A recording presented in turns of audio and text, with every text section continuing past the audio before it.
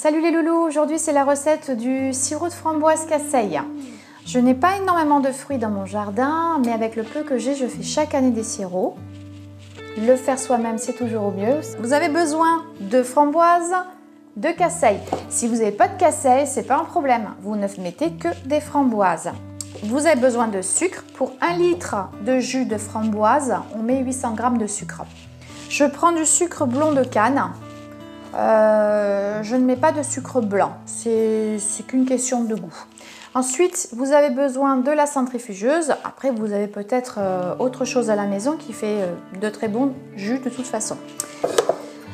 Alors, on va commencer.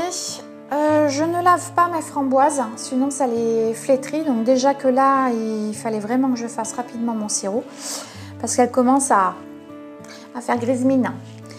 Hop, donc je vais mettre directement mes fruits dans la centrifugeuse. Oh, j'ai perdu quelques fraises dedans. Il me restait très peu et bon, entre les oiseaux et les limaces, elles sont pas jolies les dernières. Donc du coup, hop, je les passe au sirop aussi. Voilà, par contre là, les fraises, il faut vraiment enlever le verre, hein, ça faut pas oublier. Voilà. Faites attention de ne pas mettre de fruits abîmés. Ça, c'est important pour la conservation. Voilà. C'est parti!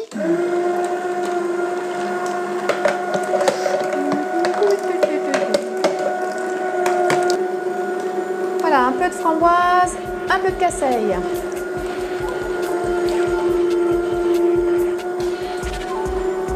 On va faire attention avec le casseille, de bien enlever ça, hein, parce que c'est petit loulou qui est allé me ramasser le casseille.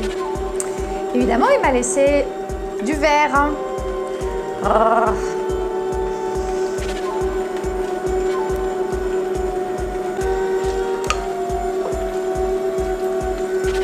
Un peu de framboise. Alors, je mets moins de casseille que de framboise parce que la casseille est un peu amère. Hein. Donc je ne veux pas que mon sirop ait le goût amer, bien sûr. Ou alors je ne fais que du sirop de casseille.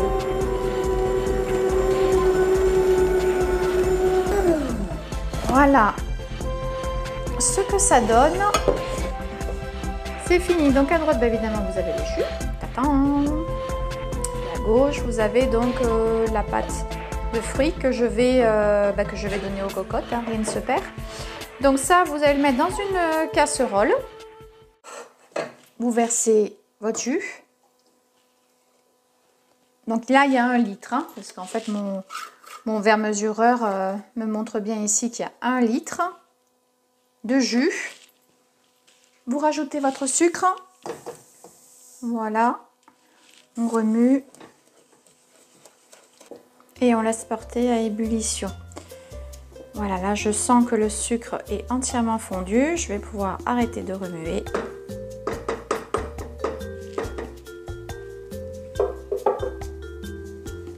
Ok, donc on porte à ébullition comme je vous avais dit. Donc voilà, là ça fait des belles bulles. En attendant, j'ai fait bouillir, je suis en train de faire bouillir de l'eau pour pouvoir stériliser mes bouteilles.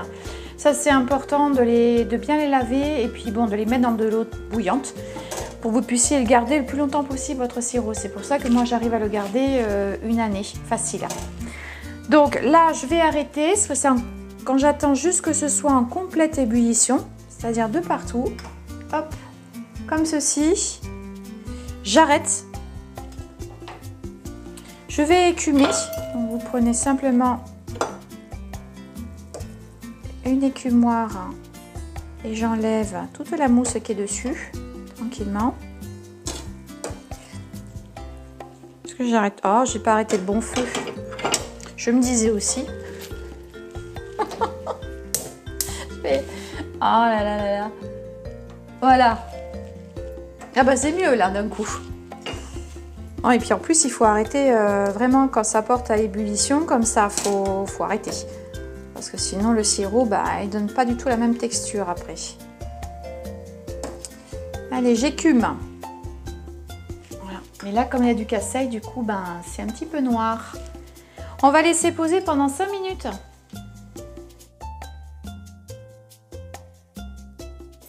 Donc maintenant le sirop est bouillant. Les bouteilles sont également très chaudes puisque je viens de les stériliser.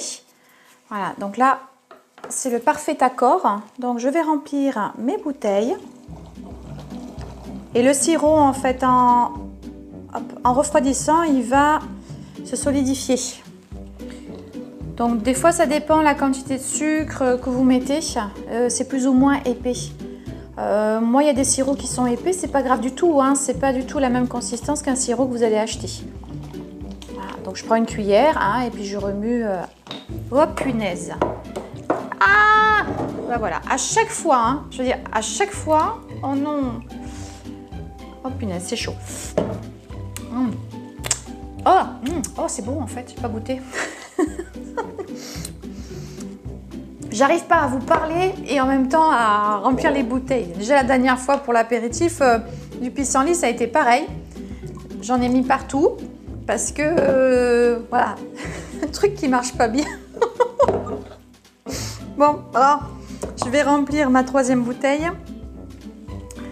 Je vous parle pas, je suis concentrée. Ça, c'est fait. C'est super bon.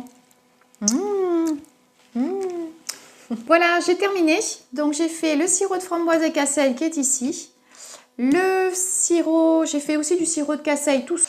Le sirop de framboise, j'ai rajouté un peu de vanille aussi. Voilà, bah écoutez les loulous, moi je suis prête, pas encore pour l'année parce qu'il m'en faut un petit peu plus. Je vais le faire au fur et à mesure. Vous pouvez le conserver 1 an, voire même plus. Ne vous inquiétez pas si vous avez un petit peu de dépôt de moisi juste en haut. C'est pas grave, vous l'enlevez, il est très bon, il n'y a aucun problème. Parce que j'ai eu le cas, j'ai testé. Voilà, et vous refermez bien vos bouteilles avec les bouchons. Voilà, qui se vissent. Attention, les bouteilles sont très très chaudes. Afin de bien pouvoir les conserver, eh bien, écoutez, je vous dis à très bientôt, à la semaine prochaine.